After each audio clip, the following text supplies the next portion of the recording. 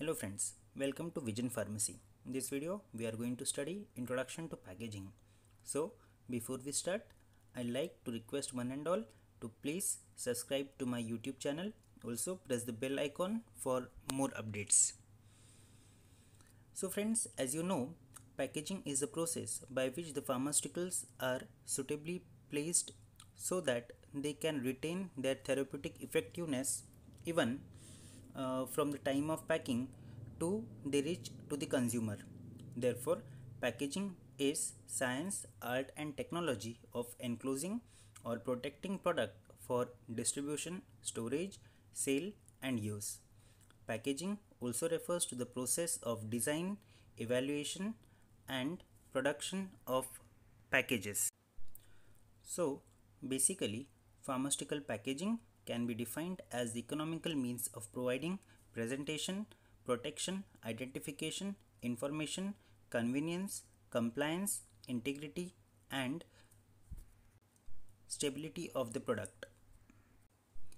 In other words, pharmaceutical packaging can be defined as art and science which involves preparing the article for transport, storage, display, and use. Now, coming to roles of packaging.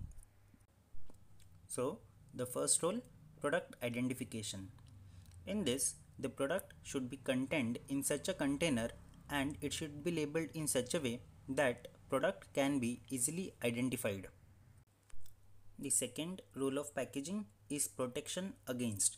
So, in protection against, again it can be categorized into environmental hazards, from mechanical hazards, and no addition or loss to its content. So basically, first one, in environmental hazards, we can state that whatever the packaging material is there, that packaging material should protect the content from light, from temperature, from moisture, from atmospheric gases, from the various particles that may contaminate the product, as well as from the microorganisms which exist in the environment. Then comes the mechanical hazards. Mechanical hazards include protection from the vibration which may occur during the process of transportation.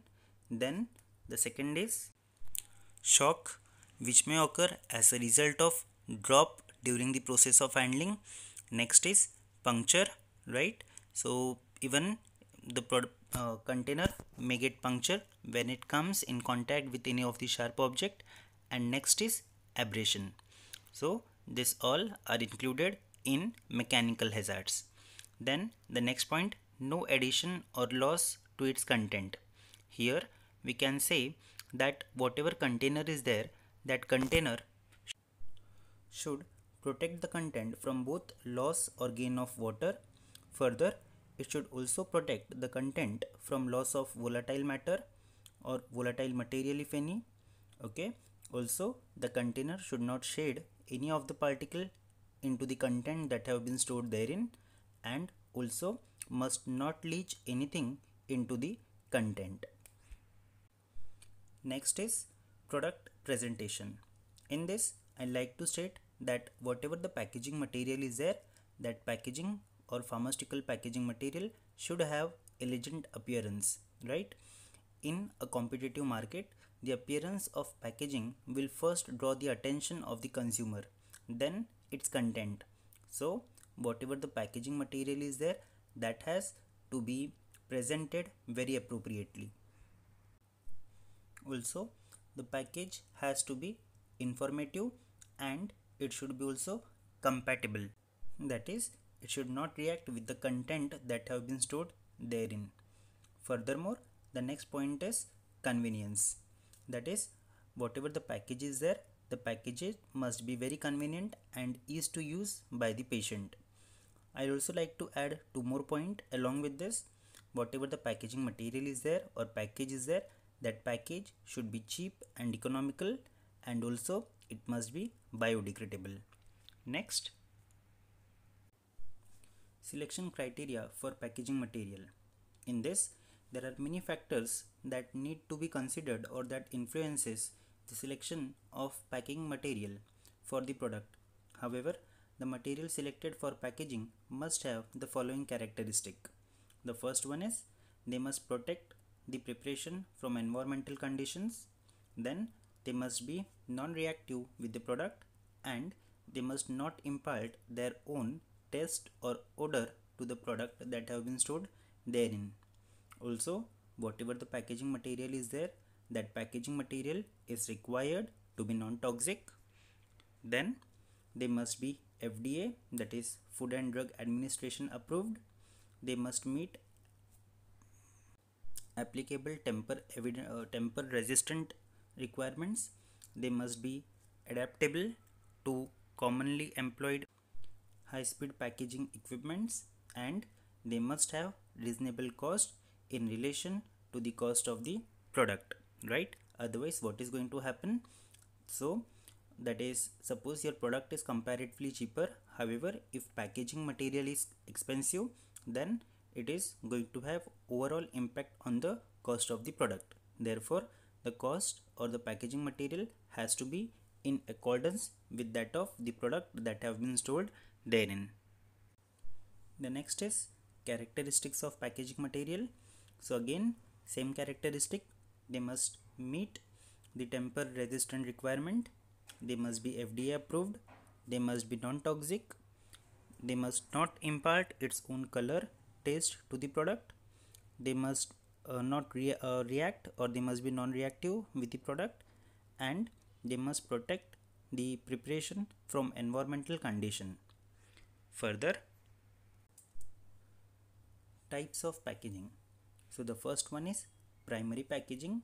So you are aware that primary packaging is the material that holds or is envelops the product and holds it. This is usually the smallest unit for distribution for use, and is the package which is in direct contact with the content. For example, you can see lot many examples that have been listed, right?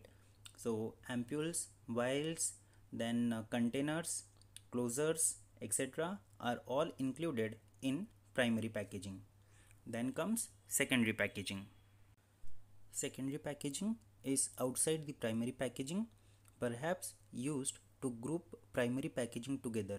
Example, paper and boards, cartons, right? Wooden carrots, plastic trays, etc. are all example of secondary packaging.